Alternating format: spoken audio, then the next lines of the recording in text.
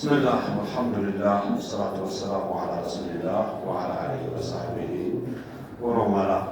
የዛሬ ቆይታችን هل تجب الزكاة على من عليه دين በባለ ዕዳ ላይ ዘካ ግዳጅ ይሆናል ወይስ አይሆንም የሚል ነው የሚሆነው። ለመነሻ الزكاة واجبة مطلقا ዘካ በልቁ ግዳጅ ነው። ولو كان المزكي عليه دين ዘካ ውጪው ላይላዩ ዕዳ ቢኖርበትም እንኳ ينقص النصاب ቁጥርን የሚያጎድል የሆነ የዘካ ቁጥር ለመድረስ የሚከለክል የሆነ ዕዳ እንኳ ቢኖርበትም ኢላ ደይነን ወጀበ ቀብለ ሑሉል ዘካ ምናልባት ዘካው ከመድረሱ በፊት የተረጋገጠ ዕዳ ከሆነ በስተቀር ፈየጅብ አዳኡሁ እሱን መክፈል ግዳጅ ይሆናል። ዘካው ግዳጅ ከሆነ በኋላ የመጣ ዕዳ እንደ ዕዳ አይታየም ማለት ነው። አውጣ ነው የሚባለው ማለት ነው። ثم يزكي ما بقي بعده ከዘካ ከመድረስ በፊት የነበረውን ዕዳ ይከፍልና በቀረው ላይ ዘካ ያወጣል ማለት ነው። ከዘካ መድረስ በኋላ የመጣ ዕዳ ከሆነ ግን እንዳለ ነው የሚያወጣበት ማለት ነው። መዘየድ አትችሉም ነው።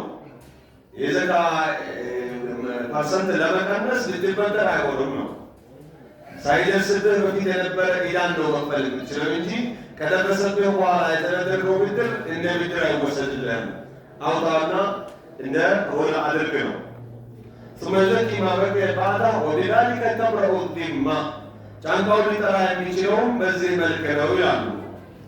ሌላው አምዋሉ ለቲ ቱኽረጅ ሚንሃ ዘካ ዘካ የሚወጣባቸው ንብረቶችን በተመለከተ ሲሆን ተጅቡ ዘካቱ ፊ ዐይን ልማል በንብረቱ በራሱ ነው ዘካ ግዳጅ የሚሆነው። ለምሳሌ አልሐቡ ሚን አልሐብ ወሻቱ ሚን አልገነም እህል ከሆነ ከእህል እህል ነው የሚወጣው። ፍየል በግ ከሆነ አንድ በግ ነው የሚወጣው። ወንቁድ ሚን ንቁድ ብር ወርቅ ወይም ደግሞ የብር ወርቅን ቦታ የሚተኩ የየሀገሩ መገበያያዎች ዶላር፣ ሪያል፣ ብር፣ ጅሮ፣ ዩሮ የመሳሰሉት ማለት ነው ከራሳቸው ነው የሚወጣው ነው። ወሀከዛ ልክ በዚህ መልክ ይቀጥላል ማለት ነው። ወሀዛ ሁወ አልአስሉ መሰረቱም ይህ ነው ይላሉ። ወላ ያዕዲሉ ዩዕደሉ አን ዛሊከ ኢላ ሊሓጃ ወመስለሓ ከአቅም በላይ የሆነ ጉዳይና ብጃኔ ከተፈጠረ በስተቀር ከራሱ ወደ ሌላ መሸጋገር ወደ ግምት መሄድ አይቻልም ነው። እንደ ሀጃ ግን እንደሚቻል ነው። ለሆነ አንገብጋቢ ለሆነ ብጃኔ ከሆነ ግን እንደሚቻል ነው። ልክ ረሱል ዓለይሂ ሰላቱ ወሰላም አባስና ማን ነው ዘካን ከልክለዋል ሲባሉ አይ ዝም ብላችሁ ነው የምትሳፈጧቸው። አባስ ማለት እኮ አጎቴ ነው። አሙ ረጁል ስኑ አቢሂ የአንድ ሰው አጎት እንደ አባቱ ነው የሚታየው። እሱ እኮ ለዚህ ነገር ወጪ አድርጓል፣ በዛው ይካካስለታል፣ የጦር ትጥቅ ገዝቷል በሚል ያሉበት አጋጣሚ አለ። ስለዚህ እንደ ሁኔታው ሊቻልበት የሚችል መንገድ ይኖራል። ከዛ ውጭ ግን ከብር ብር፣ ከወርቅ ወርቅ፣ ከእህል እህል፣ ከእንስሳ እንስሳ ነው ዘካ የሚወጣው ማለት ነው። ሌላው አምዋሉ ለቲ ላ ተጅቡ ፊሃ ዘካ ዘካ ግዳጅ ማይሆንባቸውን ንብረቶችን አስመልክቶ ስንመለከት ማ ዑደ ሚን አልአምዋል ሊልቁድያ ለማስቀመጥ ብቻ የተዘጋጀ የሆነ ንብረት ካለ ወለስቲዕማል ወይም ለአገልጋይነት ለምሳሌ የሚታረስባቸው በሬዎች ቢሆኑ የሚጫንባቸው ግመሎችም ሊሆኑ ይችላሉ። ግመል ይጫናል እና አህያና በቅሎ ፈረስ ብቻ አይደለም መጫኛዎች። የአሁኑ ሰዓት ወደ ኤሌክትሪክ መሳሪያ ወይም ወደ መኪና ወደ ተለያዩ የጭነት መኪናዎች ቢቀይረው እንደ ሸሪዓው ግን ይሄ ባህላዊ የሆኑ መጓጓዣዎች መጫኛዎች ይሆናሉ። ፈላ ዘካተ ፊህ ከዱር ሱቅና በእነሱ ዘካ የለባቸው። ለምሳሌ የመኖሪያ ቤት በመኖሪያ ቤት ዘካ ይወጅብሃል አይባልም። ወሲያ በለበስከው ልብስ በምትቀየረው ልብስ ዘካ ይወጅብሃል አይባልም። ወአፋት المنزل የቤት ቁሳቁሶች ብዙ ብር ይወስዳሉ አቅሙና ባለቤቱ ማለት ነው። በዛ ዘካ ይወጅብሃል አይባልም። والدوام مጓጓዣ የቤት ትራንስፖርት አገልግሎት ሰጪዎች ወሰያራት የመጓጓዣ ቢሆን የመጠቀሚያ መኪናዎች ወለሙያ መስሎቻቸው እነዚህ ዘካ ከማይወጅብባቸው ናቸው ማለት ነው። ምናልባት ወደ ንግድ ከቀየርናቸው የንግድ ቁሳቁስ ካልናቸው በስተቀር ግዳጅ እንደማይሆንባቸው عن أبي هريرة رضي الله عنه أن رسول الله صلى الله عليه وسلم قال كأبو هريرة نتذكره رسول عليه الصلاة والسلام قالوا يعلم ليس على المسلم في عبده ولا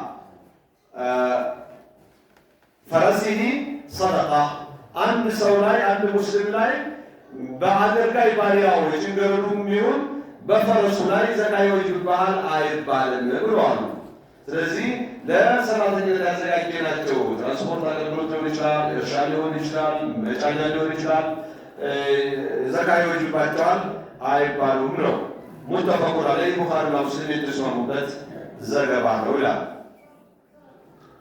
ሌላው አህካሙ ዘካ የዘካ ሕግን አስመልክቶ ስንመለከት ኢዛ ኢጅተመዐ ዐንደ ልኢንሳን ንቁዱን ተብሉጉ ኒሳብ ቁጥር የሚደርስ ብር እሱ ጋር የተሰበሰበ ሰው وحال عليه الحول كذا أمد كزوربت يا بربج هونو ففيها الزكاة بس نبرت زكاة الداجي ونبتا سواء أعدها للنفقة وكله ينبر لمجيب وجي لبيت وجي بيازجاجو يا بر تكمتو قطرو درسو أمد كمولابت لمجيب يتكلمت من لمجيب أسكمتو من زكاة يتبقى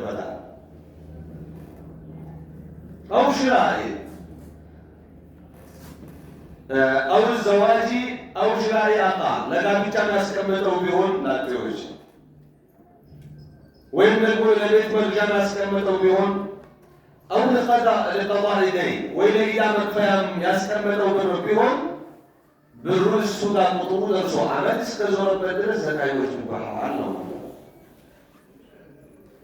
أو غير ذلك ወይም በሌላም ምክንያት ያስቀመጠው ብር ቁጥሩ ደርሶ ዓመት ከዞረበት በእሱ ላይ ዘካ ምንድን ነው? ግዳጅ ነው ነው።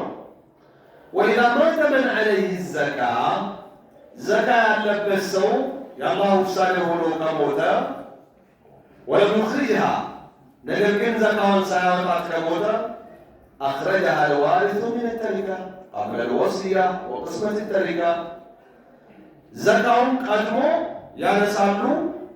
ንብረቱን ከመውረስም ይሁን ኒዛዜን ከማስፈጸም በፊት በቅድሚያ ምን ይወጣለታል? ዘካ ይወጣለታል ማለት ነው። በተመሳሳይ ሐጅ እየቻለ ሳያደርግ የሞተው ሰው እንደዚሁ ማለት ነው። አሁን ዋጋው ተወዷል ማለት ነው አይቻልም። ሳያወጣ እስከቆየ ድረስ አውጣ በተወደደው ነው። ያገርሳል ተስፋ የለም ማለት ነው። ጉዳዩ ወደ ላይ እንጂ ወደ ታች አይደለም። የቤት ኪራይ ጨምሮ ወደ ታች ሲቀንስ ሳምታና ማከማል ሰማል።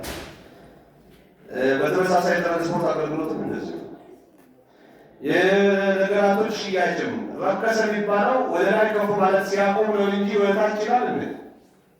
ዝቅታ የለም። ስለዚህ ማድረግ የሚችልበት ሀብት ኖሮት ሳያደርግ የሞተ ሰው ሐጅም ልክ እንደ ዘካ ከውርሱ ይወጣል ማለት ነው።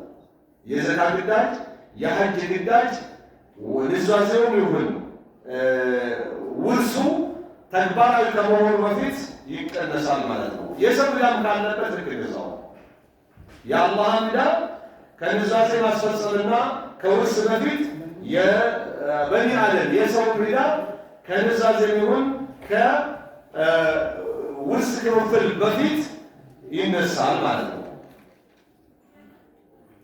وإذا نقص النصاب في بعض الحول በዓመቱ በተወሰነ ጊዜ ወይም ክፍል ብሩ ከቁጥር ካነሰ أو باعه لا فرارا من الزكاة ወይ አጋጣሚ በሆነ ሀጃ ቢሸጠው ሙሉ ሊሆን ይችላል፣ ግማሹን ወደ ሶስተኛው አንድ ሶስተኛው አንድ አራተኛው ምሽት ብቻ لا فرارا من الزكاة ከዘካ ለመሸሽ ሳይሆን እንደ ጉዳዩ አስፈልጎት ቢሸጠው انقطع الحول عملت من النوع تقوى الطوال معناته. وإن أبدله بجنسه بنى على حوله. وإن أبدله بجنسه أينة كتكا بنى على حوله عملت من ذلك الطوال معناته.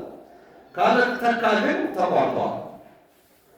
وإذا مات المسلم عليه زكاة ودين አንድ ሰው ዘካ የሰው ዕዳ ኖሮበት ቢሞት وخلف مالا لا يفي بهما ሁለቱን አንድ ላይ ሊሸፍን የማይችል ንብረት ትቶ ቢሞት أخرج الزكاة لأن الزكاة حق الله الذي أوجبه لأهل الزكاة قديم የሚወጣው የዘካው ጉዳይ ነው።